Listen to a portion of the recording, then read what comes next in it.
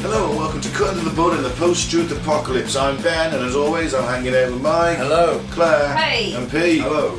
Today we're going to bring you Medieval Medicine Part 2. On this, obviously record the 9th day of mourning for Her Majesty the Queen, and if someone could send me something on TV that isn't Queen related to watch, that'd be lovely. Yeah. I've just been watching Trailer Park Boys. You know, terrestrial, watch it again. terrestrial television or Sky, there's not much else. I should imagine it's been invoking quite a few suicides, hasn't it? Because, you know, the older generation, they're getting proper down by it, aren't they? Oh God, It is a they'll sad freeze to thing. death this winter as a mark of respect to her. It is sad. It's a funeral tomorrow. Day off That tomorrow, will day off put it- tomorrow. That will put it to bed because it's the 10th day of mourning. So from after tomorrow, we should be clear. There should be no more Queen on all the telly. Yeah, and then it'll be the King's coronation, won't it? Yeah, we'll run up to that that's day. another It'll be like excuse for a party. It'll be like the Sky News transfer ticker. It's like 17 days, 18 hours, 14 minutes, and 30 seconds to go until the coronation. Have they got the date? No, they haven't. No, I'm Right. just you know, the Sky Sports transfer Yeah, ticket yeah. runs for the entire month of January. Because I should imagine that won't be in the too far off distant future, will it? No, that's stick the hat on his head.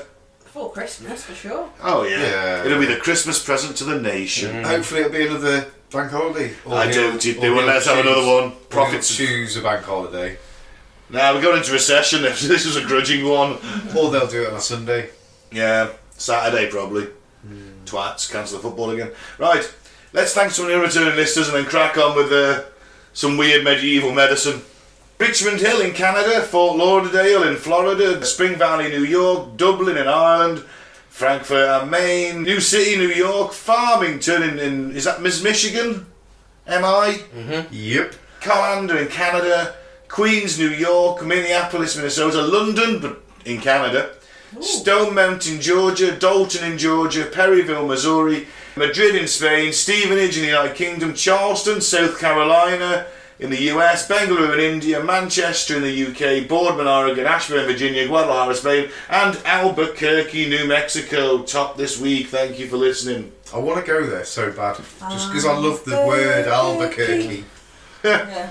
Well, Don't know, it's just a good word to say. Albuquerque. Try it, listeners. Albuquerque. That's where that series was set as well. we wasn't can't it? hear them, Pete. I was waiting for the response. They can't hear you yet. I do have an audience of 3, at least. I just said it. I said it during the list. Who sang it? Yeah. We might let the team down, as always. Say it, What's new? say it, Mike. Who's at number 1? Albuquerque. I was trying to think what the name of that show is. The meth dealer, the teacher becomes a meth dealer.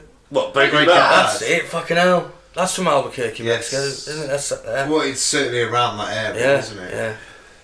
Oh well, right. Let's crack on with some medieval medicine. Yep. Let's crack on. Hey.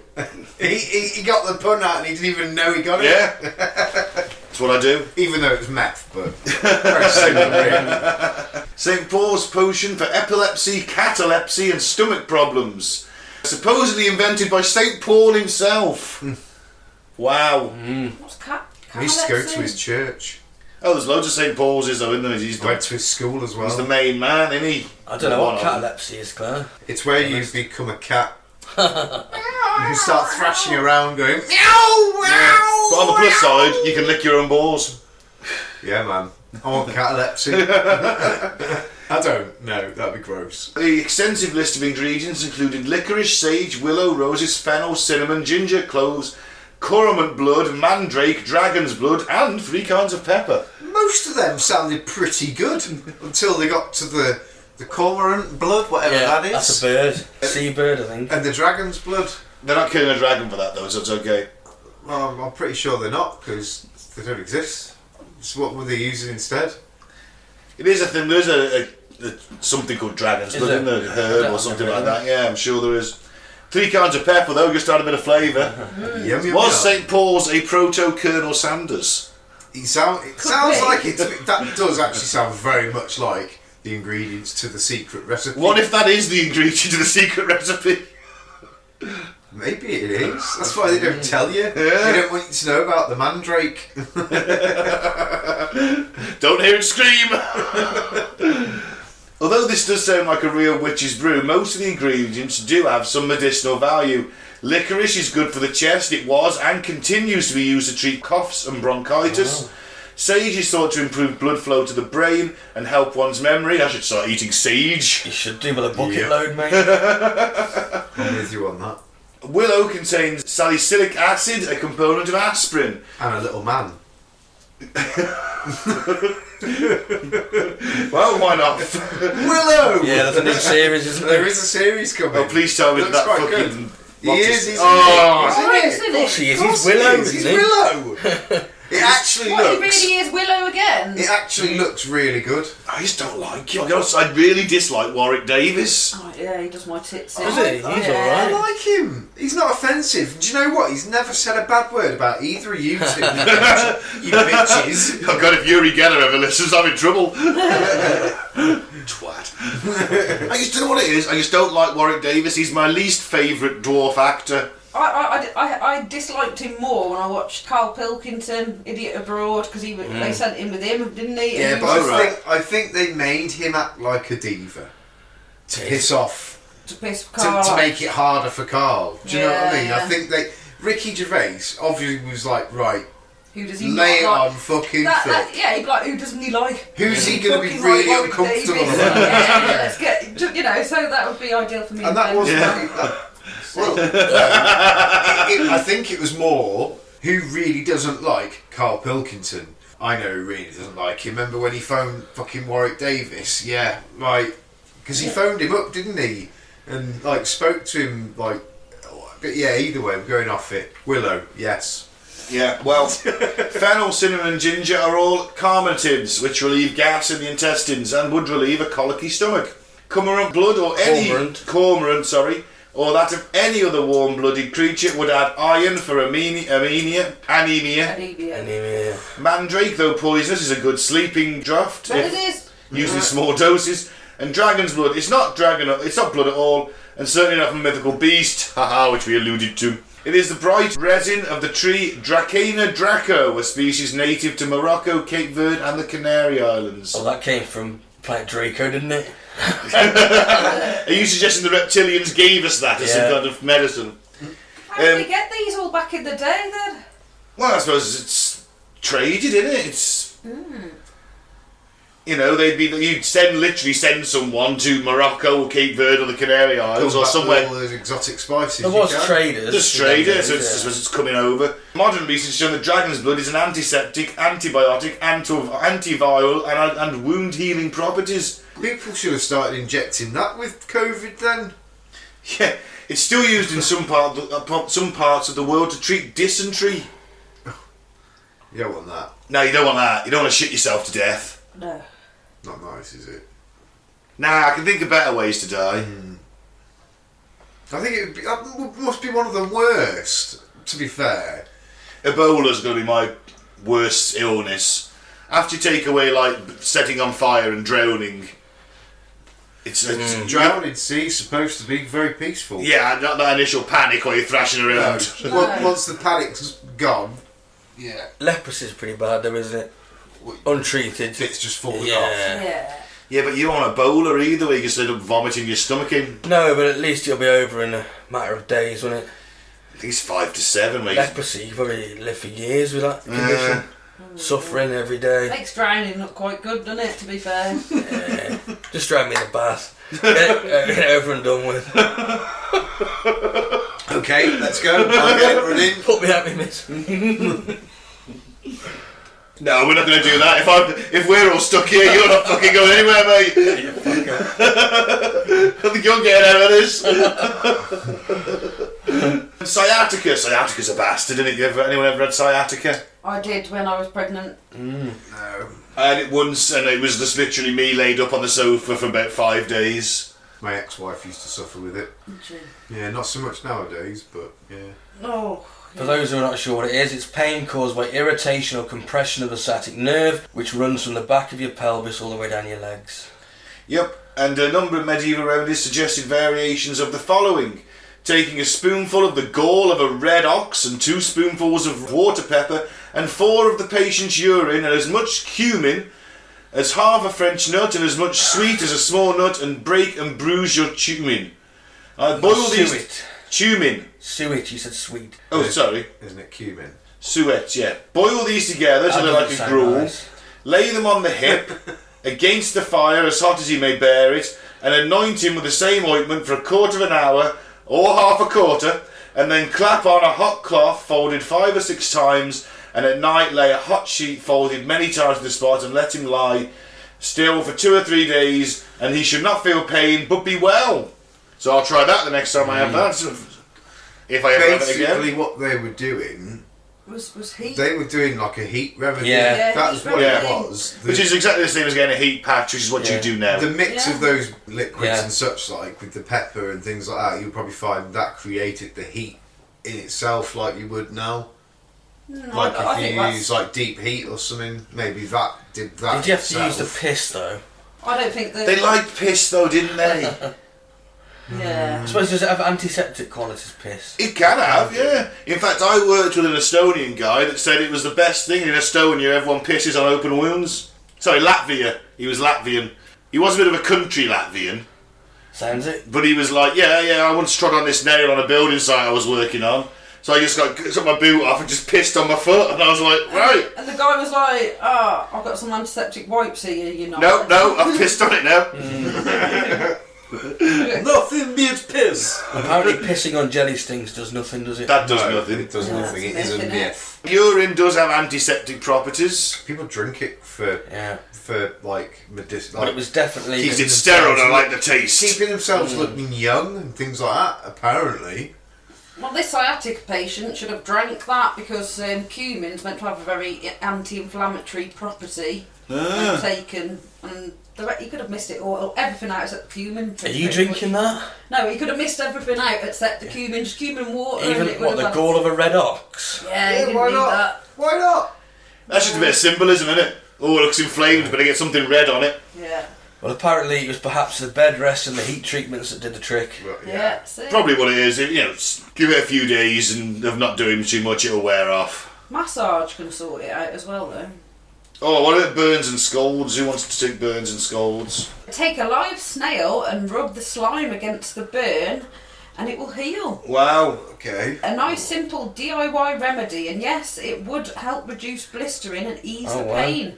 Well, you can see snail trails, can't you, when you're, Yeah. out and about. Can you can't see- Recent research has shown that snail slime contains antioxidants, antiseptic, anaesthetic, anti-irritant, Anaesthetic.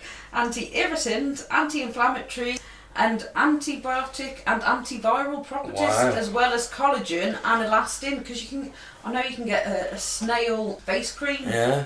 Yeah, I've heard about that. It's well pricey. The snail trails are a mess, though, aren't they? Which ones are you talking about now, Pete? That girlfriend tried with no legs or a snail. She was horny all the time. Yeah, that's it. Sorry, the snail, didn't you call her? So it's really funny. I was going to make that joke. I was going to say, well, you know why women have legs? Have you seen the mess that snails make? But you all kind of beat me to it on it, really, in a roundabout Oh, way. of course we did. We're all sickos. Ian McClare was the first one that came out. There's the worst of us all. It's always the quiet ones, isn't it? Yeah. Funnily enough, I had a date Tuesday and she asked me to listen to the podcast, and after she did, she didn't want to see me again. Sounds about right. Is that how you test them out? Listen to this. Yeah, if they stick around. Yeah. If you can listen to that for an hour, we'll be all right. Yeah. If not, let's just not even bother. Bam, bam. I do say to him, look, I'm not like I am on the podcast. I'm actually quite nice. I'm only a dick for comedic effect. But they never bite, do they? They don't. Tragic. Anyway, so yeah, if you want to have nice skin, let snail run over your face. Go to sleep wearing a mask of live snails. I'll take the sty because I had one just the other day. So for a sty on the eye, take equal amounts. Stay on the eyes, all mine, all mine. Actually, really hate having a sty. It is very irritating. It really is. So take equal amounts of onion or leek. There is still debate about whether crop leek, as stated on the original recipe, is in Bold Leech book. Isn't a Baldrick's leech book? Bold's Leech book is equivalent to an onion or leek today, and garlic, and then pound them well together. So you take onion and garlic, pound them together. What, stick them on your eye? Take equal amounts of wine and bull's gall There it is again. and mix them with onion and garlic. The onion and garlic that you've already prepared in equal amounts. Put the mixture in a brass bowl and let it stand for 9 nights. 9 nights, not 10, not 8, but 9. Precisely 9. 9 nights. Then strain it through a cloth. Then about... Hold on, right. If you've got a fucking sty, by the time this remedy's ready, it's gone anyway. Yeah. Right, okay. I'm guessing though, maybe the apothecary at the time, when you pop down to the apothecary, He'd have some made up. He might have some made up. Yeah. I guess so. So then, about night time, apply it to the eye with a feather. Ooh. Okay. Would this Anglo-Saxon recipe have done any good? The onion, garlic, bull's gall all have antibiotic properties and would have helped the eye. An infection at the root of an eyelash. Yeah, that's what a sty is, isn't it? So yeah, the wine contains acetic acid, which over 9 days would react with the copper in the brass bowl and form copper salts, which are Bactericidal. They are bactericidal, so they kill bacteria. No. Recently, students at Nottingham University made up and tested a remedy. At first, the mixture made the lab smell like a cook's shop with garlic, onions and wine. But over the 9 days, the mixture developed into a stinking, gloopy goo. Well, it would though, wouldn't it? Because it would break down all the onion and everything, wouldn't it? Yeah. So despite its uncompromising odour and appearance, students tested the antibiotic properties and discovered that it is excellent. The recipe is now being further investigated as a treatment against the antibiotic-resistant MRSA bug, and it looks hopeful. Wow. So the ancient apothecary was right about the remedy, but it was one that needed to be prepared in advance for sale over the counter. I always got told to rub a gold ring on it. Yeah, it's got to be good gold, not this 9 carat crap. No. It's got to be like at least 18 carat. I had one a few years ago. My old work mum, you know, when you're at work and you have there's always like an older lady. She's like takes care of everyone. She's like my work mum, and she come up to me and like took her wedding ring off and just started rubbing it on my eye. Get all the microbes in there, Pete. I know. I was like, yeah, cheers. That. Yeah, when was the last time you watched that? Yeah. Did she grab you by the balls or she did it? In all fairness, she was the cleaner, and she'd always have really clean hands. Well, at least she used sanitary. Like I say, a finger could have been up her husband's arse. More than likely. Ring deep, wow. Yeah, but to be fair, that little sty did turn into full-on fucking eye. You gotta go for a knuckle, Ben. Yeah, did turn into full-on pink eye. That's why Pete now has a glass eye. Shit. See, there's a lesson in this, children. Glass eye Pete. Stop rubbing rings on your eye. No, everyone gets a bit of pink eye now and again. Okay, for gout, they used to take an owl and pluck it clean, Fucking hell. open it, clean and salt it, put it in a new pot and cover it with a stone and put it in an oven, let it stand till it be burned, and then stamp it with boar's grease and anoint the gout therewith. That one's probably not working, is it? Okay, And you've got to kill an owl. Yeah. You got to catch an owl. Good look at that. How many owls did Henry VIII go through, do you think? Yes, that's an No, owl. Henry VIII. Henry VIII, don't keep asking me who it is. It's Henry VIII. Migraines. Take half an inch of barley, 1 handful each of betony, vervain and other herbs that are good for the head, and when they be well boiled together, take them up and wrap them in a cloth and lay them to the sick head, and it shall be whole. Betony, a grassland herb, was used by the medieval and Tudor apothecary as an ingredient in remedies to be taken internally for all kinds of ailments, as well as in poultices for external use. As in this case, modern medicine still make use of the alkali drugs found in betony for treating severe headaches and migraine. So they were on it then. Yeah. There was something there to it. Remember, you've had like quite a long time of trial and error with this, haven't you? I was thinking trial of error, yeah. Yeah. It is like they don't need Passed down, isn't it? they don't need the ox gall, but it's like, well, we've always had it in there, no one's died yet. Yeah. People seem to like the pink colour, it turns out. They said ox gall was antibiotic as well. Ah, so, all right, you do need it in. Well, Because I suppose the gallbladder, it does hold all sorts of bits and bobs, doesn't it? I don't know if it said that was the case, I don't know. They didn't need the red ox gall because I was just like, well, we got a red ox. What if they haven't got a red ox? Will any ox do? yeah, any old ox. No, it says it was a load of bollocks really, because it was was for it? the sciatic nerve, wasn't it? And it was just the heat pad. Yeah, I suppose So so. there was another There one. was that another was one with using- gall and it said it was. I'm sure it was the one with the students. Well, it's in there. They said it works, so it's in there, I guess. Oh well, Maybe we'll test this. fine. I'm not killing an ox. We'll go find an ox, rip out its gall. I'm not performing homemade field surgery on an ox. So I'll It was just the do wine. It was the wine reacted with the copper. Oh, it wasn't there. No. Oh, because it sort of branded it was all good in the line, didn't it? Yeah.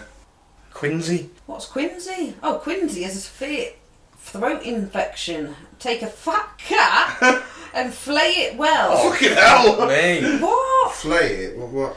Skin it. Skin it. Right. Clean and draw out the guts. Take the geese of The grease. The what? The grease of a grease of hedgehog. a hedgehog. Take the grease The of a geese of a hedgehog. hedgehog. Take It was hanging about in pairs.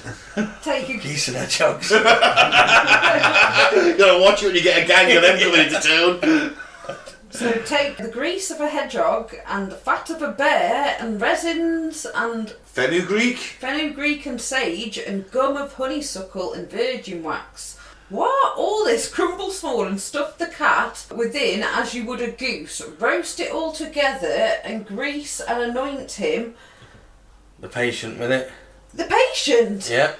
So you get what you stuff the cat with different kind of fats. You cook it all and up. hedgehog grease. Cook it all All up. tasty. And then you use the grease that comes off that, the fats, And spray it all over him. spread it all over the throat. Sounds kind of tasty though.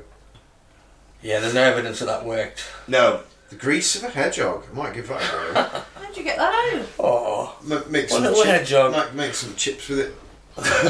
Fried with hedgehog grease. Actually, you just like squeeze a hedgehog. Gives it a rustic taste. Saying that, the cost of living crisis. Isn't it? Yeah, I'm going to go squeeze some Might be hedgehogs on the tempted. way home. Either of you kill hedgehogs, I will kill you both. I They're like protected hedgehogs. anyway, I think. My mum would be in the line way before you if I touched a hedgehog. And I like hedgehogs too.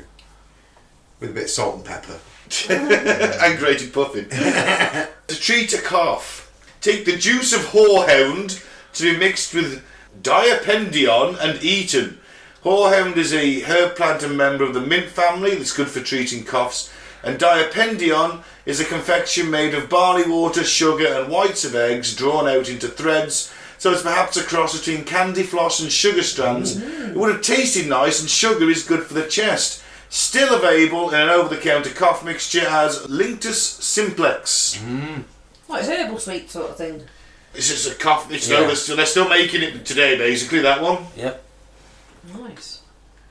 Linctus simplex.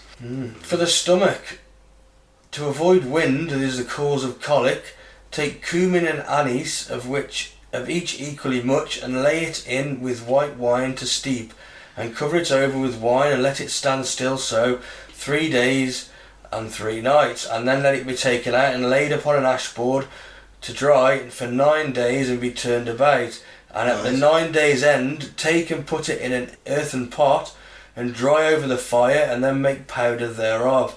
and then eat it in pottage or drink it, and it shall void the wind that is the cause of the colic. By the time you've done all that, you stop farting, haven't you? Again, it's probably one that Yeah, and they'd have available made over the up. counter, Yeah. And I'd love to have been a medieval apothecary. Oh, this one's my own remedy. I've taken out the ox gall and I've put in a sparrow. It's more of them and it's cheaper. Sounds like shrinkflation to me. Apparently both anise and cumin are carminatives, so this medicine would do exactly what it said in the tin. The herbs dill and fennel could be used instead to the same effect. 20th century gripe water for colicky babies contained dill. There you go then. Boom. So a lot of this stuff, because it's like trial and error, and they've had like a long, if you think about it, this sort of stuff's been, we're saying it is medieval medicine, but knowledge of herbs and things predates the Romans coming back to this country. It goes back to the proper Celtic days, the Druids and all that. Obviously when the Christians came in, they got rid of a lot of it because they considered it evil. You know, prayer was better in their eyes. So, you know, the wise woman who lived in the woods would the wise woman would have been persecuted. You need to talk to me like that, I'm not a tourist. I think we did the same joke last We week. did, yes. Never mind. It's a classic. You know, they'd have been persecuted as a witch or made to move on. So you lose that knowledge. So yes, so they have to be rediscovering a lot of things, especially when the Renaissance kicked in. Yeah, and we're still finding stuff now, aren't we? Because we find documents all the time from back then. Oh god, yeah, there's still stuff floating around. I mean, there's probably shitloads in the Vatican archives, but we'll never read that. We lost it all when the Library of Alexandria burned. All guarded by top men. Top men. Top men. Yes. I'd love to know what's in that archive, I really would. I bet there's some... most of it's bullshit, but most of it's just like accounts. There's probably lots of child paedophilia images. I don't know why I'm laughing, because it's tragic, but yeah, you might be right. Being the Vatican and all. Yeah, there is. Apparently it's the largest porn collection in the world. There is They actually. confiscated it, didn't they? That's When they true. found it. Off a bishop. What? Yeah. It's back in the day. Yeah. Used to have them in this toilet. Biggest porn collection in the world, apparently, the Vatican. Never. Yeah. Anyway, enough about Vatican corruption and Do sleaze. you want skull knitting, Pete? Skull knitting!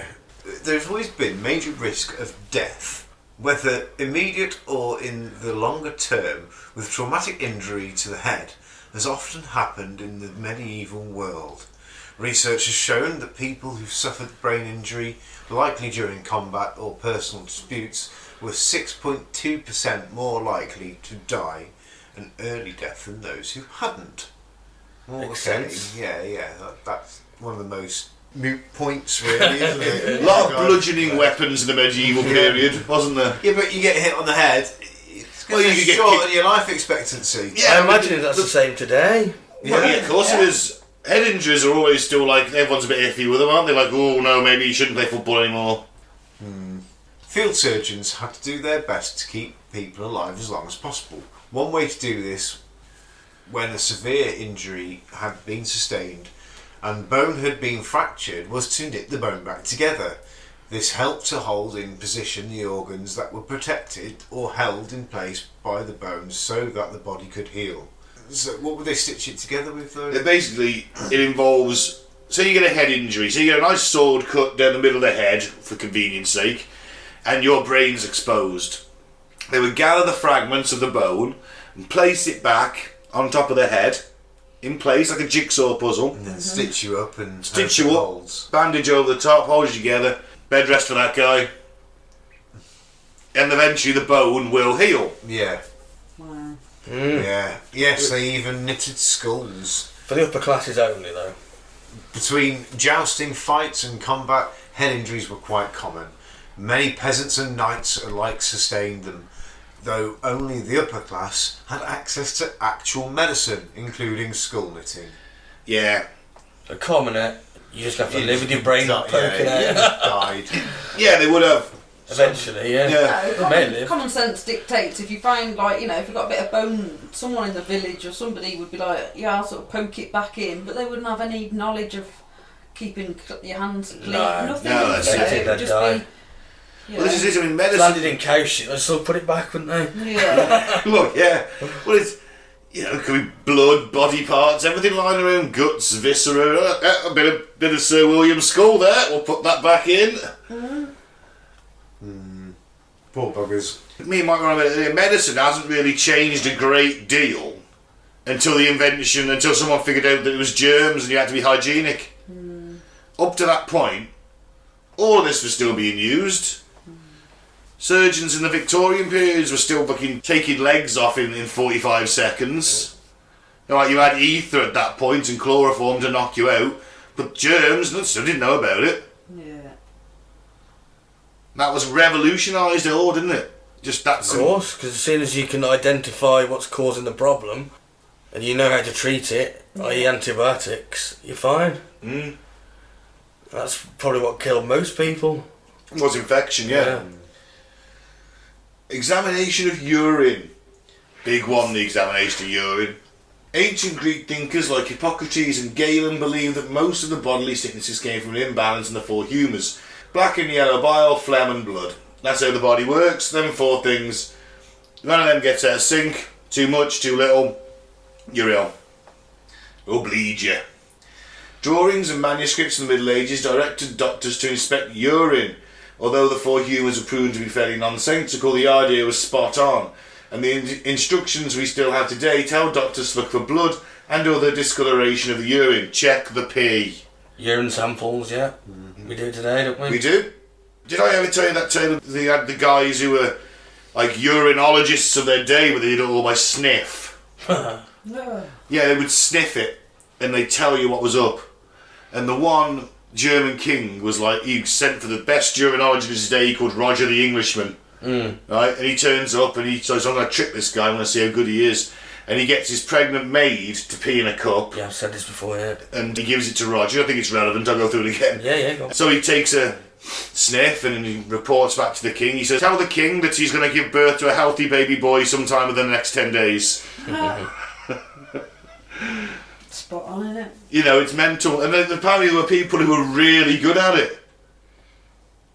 And even today, like, you watch Scrubs, the song Check the Pee. There's a whole song and dance routine about checking pee.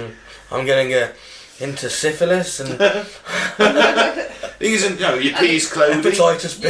Yeah, the colour and, Yeah. you know. That's it, isn't it? If modern doctors didn't have better means to discourage urine, it's still a telltale sign they could use to determine if someone is suffering from kidney problems or certain other issues. The examination of urine was spot on for making a diagnosis of illness, even if the method of treating the problem wasn't always correct. Yeah. Garlic and the Black Plague. As with all other cases of the bubonic plague, the Black Plague was a horrifying time for Europe. Doctors had zero idea how to combat the deadly bacterium which rippled through the European landscape, decimating populations. Anything that worked to save even one life was held up as a cure at the time because of the sheer terror, basically. People were becoming infected every day with one of the worst of all afflictions. Let's just reiterate, third of the population of Europe dead. Affected, I mean, the British population dropped to something like 3 million. God. It was it was just the conditions they were living in. It was terrible, you know. It was shit and blood filled streets up to your ankles in running urine and waste and all sorts, animal waste, human waste. The plague was like a fucking massive wake up call, and they did, you know, it changed a bit. It started to change after that, but it was immense. The medieval nobility and peasants alike found at least some relief in an ancient remedy as simple as applying garlic clove to the open wound or to the site that's prone to spreading infection. The poor might have done especially well as they relied heavily on occult doctors, herbs and spices. And some of these items, such as garlic, were actually effective. Oh, crikey. I don't think the poor did any better in the plague, though. No. It was mainly them, wasn't it? But garlic is a powerful antibiotic. Yeah. Yeah. Yeah. It was effective at halting the plague from completely ravaging the body and slowed its progress. And at best, it may have even saved more lives than we've imagined. Well, yeah, who's to say that people did survive the wasn't plague? Not many, but I do want to be an occult doctor. That sounds awesome. How did the French do with the plague then? Same as us, pretty badly. All of Europe did really badly. Claire, are you suggesting a racial stereotype that the French love garlic, therefore every Frenchman rides around with a string of garlic around their neck at all times? No, but they do like garlic and cheese. They do. They do, but no, they would... Stereotypes don't come from nowhere, do they? It's very true. And they do. They always pull out a cheese platter at the end of your meal. I've been to France. I want a cheese platter now. Yeah, Mike, where's the cheese board? I love Cheese a only good invites cheese there. board. I do love a good cheese board. I look forward to that at Christmas more than almost anything else. A cheese board. You're a simple man, aren't you, Pete? I am. Bit too middle class for us cheese boards. Maybe with a couple of grapes on there. We just have cheese on toast and we're done with it. Cheddar. I got some Welsh rarebit here. You know what, I didn't know people called that cheese on toast. I just always called it... I thought they were having rabbit on So toast. did I was like, I was what? like, what the fuck? And they're like, it's cheese. And I'm like... Well, a bit of Welsh rarebit now, boy. That's a bit exotic for me. Rare, Yeah, it's shit. It is cheese on toast, I know. Would you like some rarebit? No. I'd like some cheese on I toast. like Yeah. to call it cheese as well. Yeah. Bit of Worcestershire sauce Oof. sprinkled on it. Just a bit of pepper, that's it. Challenge for the Americans. Say that word. Okay, cauterization of wounds. One of the much less fun methods of healing people that stems from the Middle Ages is the process of cauterization, which could be summed up as a rudimentary form of surgery. Cauterization was used for all types of things, not just men who had their arms chopped off on the battlefield. In those cases, they had to cauterize the remainder to keep the men from bleeding out in minutes. However, cauterization also treated infections and smaller injuries. We have quite a lot of evidence of even these smaller types of cauterization, some less than 2.5 centimetres, that's 1 inch in diameter. Cauterization is both extremely dangerous and effective in treating wounds, so it's a bit of a double-edged sword. Hey. Its effectiveness lies in its ability to stop bleeding and seal wounds. Its dangers stem from its changing of the chemical proteins in the flesh, which can increase the likelihood and rapidity of infection at the site of injury. While dangerous, if there's little else around and immense blood loss is taking place, cauterization can definitely save a life, at least for a little while. However, this occurs at the expense of possible infection growing underneath the cauterized tissue and spreading rapidly. This means cauterization depending on the site and the injury being treated. Sometimes a flat surface will be used, at other times a red hot poker will be stuffed into the location of the wound to cauterize even the inside. Oh, fuck me. So I definitely like an arrow wound or even a sword stab. Yeah, you'd stick that in there, wouldn't you? Oh, fucking hell, imagine that. It says that to hold them down. I'm not fucking surprised. Well, they get them drunk as well first, wouldn't you? Bleed out from the inside. They get it, well, you get them drunk and go, right, hold him down and just into that fucking arrow wound, wouldn't you? Oh. Well, you know, they've obviously lost, you know, through trial and error, lost so many people pulling arrows out, and then next thing you know, they're dead because they've just bled out. So they're just like, oh, got to sort something, boss. Yeah. Stick him with the red hot poker. Yeah. Some sadistic cunt was like, I got an idea. Kill or cure, boys. Fucking hell, yeah. You know, and if 6 out of 10 were living instead of 0 out of 10, Yeah. you know. It's a result, isn't it? Like you said, it definitely kept them alive for longer. Yeah. In the long term, it may have caused other problems, but for the short term, certainly it kept them alive. Well, I mean, you can cure them if the wound doesn't get infected, and presumably, you know, they knew about change. They did know about changing bandages and washing wounds out at least, or trying to keep them clean because they knew that if they look dirty, they get infected. You know, they try. But, you know, if you're in the middle of a French field in a tent. I think back then, when you're looking at a wound, you are going to know the difference between that's healing and that's getting angry and infected, you know. Yeah. So they're going to know that something going on. They're not going to know what's causing it, like the germs and you know what's spreading the infection. But they you can see it, can't you? So Yeah. they weren't blind to it. You know. No, that's why you'd have another amputation as well. Say, you know, before that black starts spreading up the leg. Yeah, yeah, Take the next bit off. yeah. Cauterise it again. Yeah. Zingaya. Hope that this time it Dead doesn't alive. get infection. Yeah. Hope it doesn't get the infection next time. Have you ever seen that? What's that? Brain dead, isn't it? Yeah. Well, it's also called Dead Alive. Yeah. Yeah. Well- You seen Brain Dead? You seen Brain Dead, Pete? Yeah, we talked about it, haven't we? Yeah, we did bad taste. Can't remember it very well. Yeah. But They chop his arms off and they say Zingaya. He's infected with a rat monkey bite. It must have been fucking painful, is what I'm going to say. Them times. Well, in general. In general? Yeah. You know. Them times in general. Painful as fuck, isn't it? Yeah, I know, but I mean, I mean, obviously you get stuck with an arrow and you're like, oh yeah, you know, if we can get that out, it's not too bad. But they just shove that red hot poker down into the wound. Oof. I mean, because let's face it, if they've had your leg off, chances are you've already passed out at that point.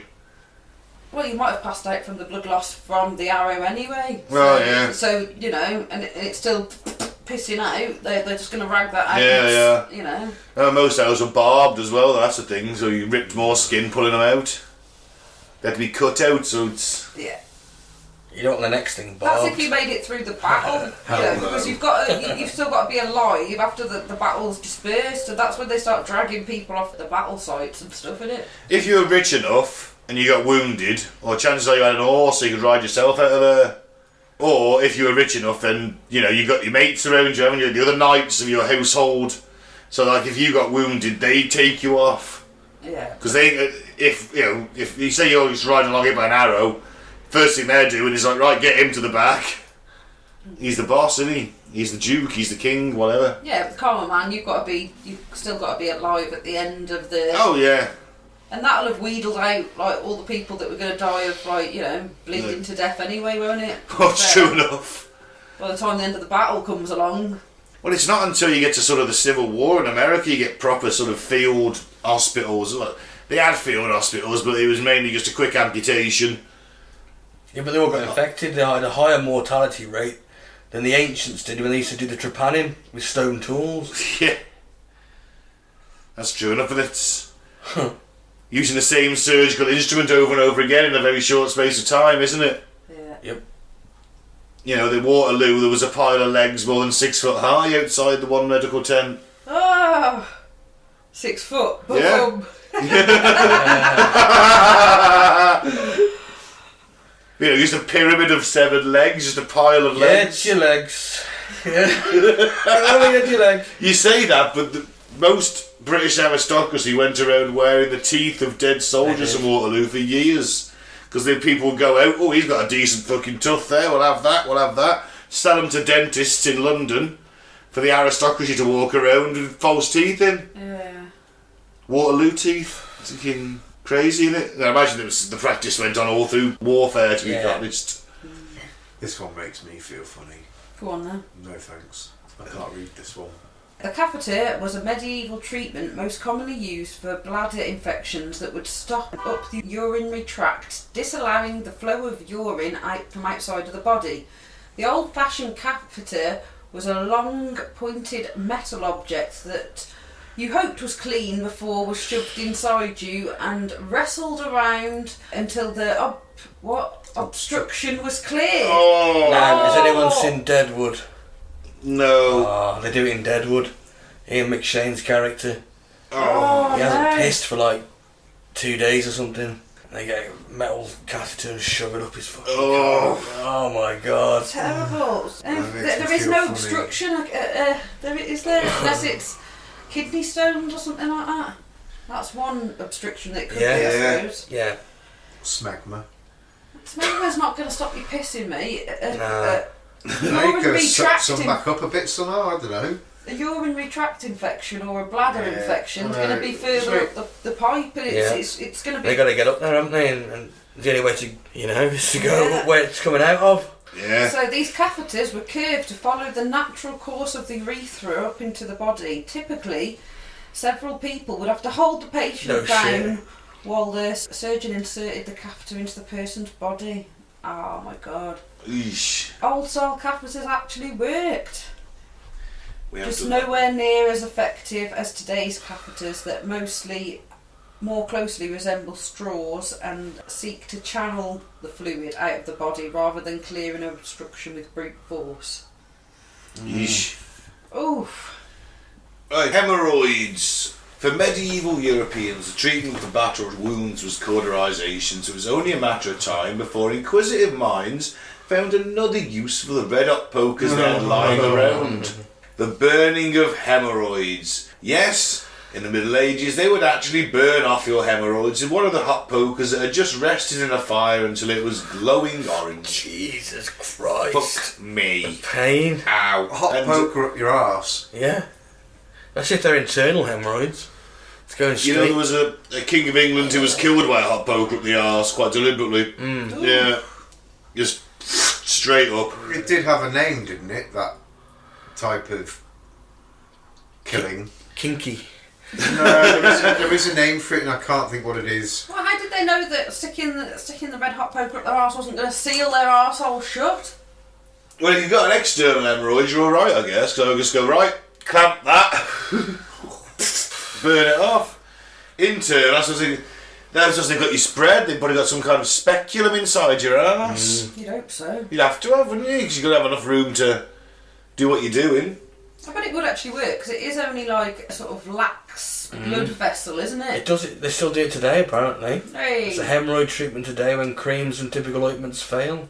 Oh, many times people will turn to laser surgery to remove the obstructions and end the pain or itchiness that stem from hemorrhoids. It's a bit more I think technical today. It's not just a bad your poke up the hemorrhoids got to be if they send you to have them lasered off. Well, the cream hasn't worked. I know. I'm just picturing like the Death Star taking out some dude's hemorrhoids on Alderaan first. It's like, do my hemorrhoids! It just makes me feel a bit funny, this one. Ugh. You ever had an hemorrhoid then? Is that why you felt? I've had Yeah. an hemorrhoid. No, never. Yeah, when I had the shits really bad the one time. And just the amount of straining to give myself a little external hemorrhoid. No, an internal hemorrhoid. Painful, man. Yeah. Very painful. My husband was sitting on a forklift with shit suspension all day, just sort of bouncing on the seat Oh dear. for like 8 hours a day. Just gave me a hemorrhoid. Wasn't fun. Especially when you messed around with the dreaded finger up the arse. Oof. Yeah. Anyway, what else we got? Parasite killers. Ooh. The eggs of parasitic worms would probably have plagued the guts of many a medieval visitor, and eggs of parasitic worms are found in the old drains here. But there's an excavation, and they found all these old sort of remedies. Okay. Always alongside a mix of tormentil, a herb that can not only help with parasites, but also contains tannin, chinovich acid, and glycosides, which alleviate diarrhea and internal bleeding. Never. Nice. You can use tannin to get rid of fungus gnats in your pot plants at home. Yeah. Indoor pot plants. I should imagine it'll work on the outdoor ones as well. Fair enough. Disinfectants. So there was obviously a slight knowledge. I mean, quicklime. That's what they use to... You'd put you when you're dead, wouldn't you? Yeah. You'd throw it in the pit on you. Yeah. Throw the bodies in the plague pit, quicklime over the top. Dissolves the bodies, doesn't it? Yeah. That's what I did to those. You're the acid bath murderer. I must remember to think in my brain and not out loud. Oh, there's probably too many voices clamouring for space. Yep. Who said that? Was that you? Yeah, it was me. Okay. Oh, a living person spoke to me. Alright, so yeah, so quicklime. Stop the stench. Dissolves the body. Diet pills. Who wants diet pills? I'll do diet pills. Archaeologists at Sautra also found remains of a bitter vec plant, Lytherius lynfolius. This mostly forgotten herb was an appetite suppressant and was used for centuries, often by farmers who wanted to survive crop failure. But also, on the opposite end of the spectrum, by the rich, who were a little too well off. Yeah. So they get it too fat, don't fit inside your armour no more. Yeah. So a hangover cure that's worse than a hangover. While one Scottish, it had to be a Scottish doctor that found the cure for a hangover, isn't it? Or tried to. Whilst one Scottish doctor I know recommends iron brew for a hangover. Oh, fair enough. Yeah. The sugar. Sugar and that, it would just being able to rehydrate yourself, and that extra burst of sugar would help that. So Lucozade also really good. Yeah, I find a good Mackie D's with full fat Coke. I'm with you on that. Yeah. Bacon butty. Bacon butty, I just start drinking again. Crack does it for me. Put down the crack pipe, Mike. But the Augustinians did it a little differently. The Augustinian monks. Yes, they mixed toxic seeds from dog's mercury with liquids left over from salt making to induce a 2-hour bout of vomiting and diarrhea. I'll stick with a hangover. Yeah. Don't So think like an we. Epicap sort of. Yeah. I guess so, yeah. Don't think we'd ever actually want to find out if this one works. Stick with our normal hangover cures, eh? It would make you worse, wouldn't it? Because you just make yourself more dehydrated. Yeah. Your headache would be terrible. Yeah, that's got to be one of the worst. No, don't take Epicap or anything like that for. No, just drink your way through a hangover. Get some water. That's tomorrow Ben's problem. No, water can make you go. Are you thinking hair of the dog? Yeah, hair of the dog. Just water can make you go pissed again. Only with certain alcohols, and that is, I'm not sure whether it is true. Pernod. Oh, I wouldn't drink Pernod anyway. The aniseed liqueur, you get pissed on that, drink a pint of water first thing next morning, you'd be pissed again, apparently. I have heard Never that. tried it, but I remember my pissed on friend Pernod. Steve, when we used to drink in this pub called the White Hart, and they ran out of beer, and the only thing they had left was like Jack Daniels and Pernod. And I'm not a massive fan of Jack Daniels, but there's certainly no way on earth I'm drinking Pernod. Mm-hmm. So I'm like, alright, well give us a Jack Daniels and Coke. He had the Pernod, he drank the bottle of Pernod. He was vomiting outside, the corner, even weeks later, just stunk of aniseed where he vomited up the walls. It was just, it was rank. And it's like, you know what? I wouldn't have touched that shit in the first place. Never mind, drank the entire bottle. But that was Steve. Never one to shy away from a challenge or a lack of alcohol. I'm sure he told us he drank nail varnish remover once. He did, yeah. Classy lad. Classy I used lad. to know somebody like that as well. His name was Dave. Everyone knows Dave. everyone knows a Dave. He ate a spoonful of nutmeg, and ever since then, he wasn't the same person. Shit you not. Seriously. I think we knew Crazy Dave. It might be the same Dave. And he Did you have a only a Went to couple of Reading with years. him? No, Stealthy Dave. Stealthy Dave. Only a couple of years later, he was That's it. arrested in Shrewsbury. He'd robbed an old lady with a fucking metal bar and things like that. But the guy That we is knew, the same guy. Is it? Don't touch Yeah, But the kids. guy we knew. Stealthy Dave. Yeah, I know him. He's Stealthy Dave at Reading. Yeah. He was a bit weird that weekend, though, a bit twitchy. But honestly, he was sound as fuck. He was a good lad. Yeah. I worked with him. I worked with him to Tibetan Britain when I first moved into Telford. Met him with Rob, Ian, and all that lot. We used to hang out. We used to have a good laugh. Then we used to have good laughs and do things like silly things like, eat a spoonful of nutmeg. Then this is before all these internet challenges came about because that weren't really a thing then.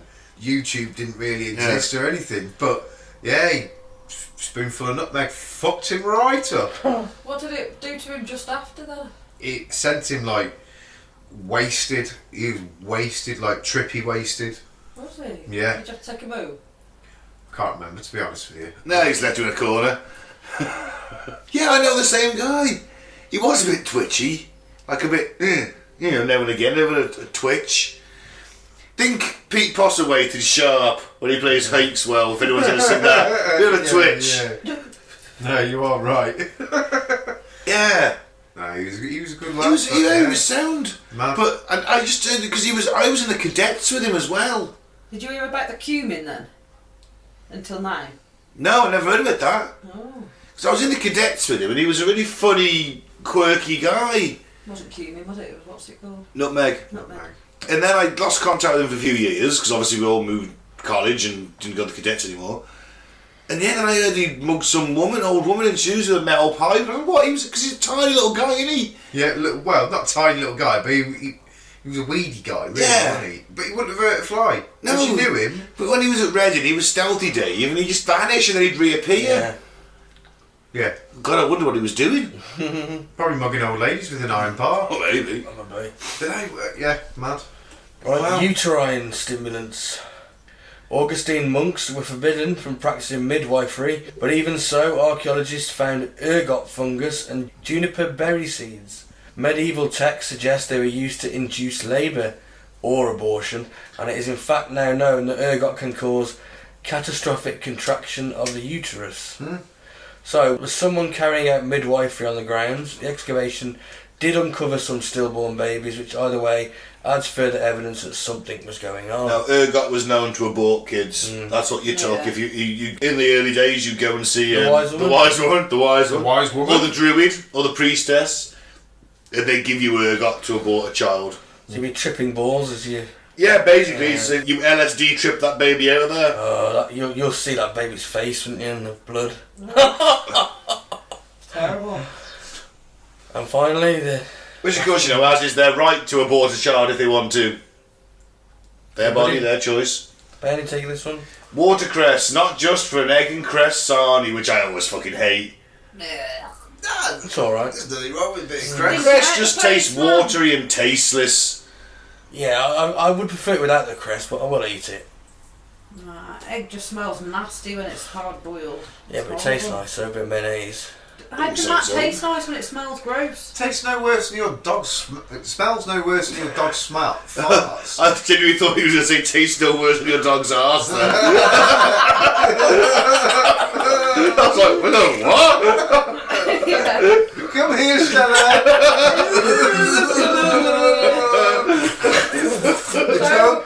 Eggs taste better. You fucking weirdo. That's the way he's trying to say it. Yeah, but I'm not about to eat Stella's farts either, am I? If I was ever going to have a sandwich, I just can't see why people like them. They're horrible. So you don't do eggs? Like scrambled.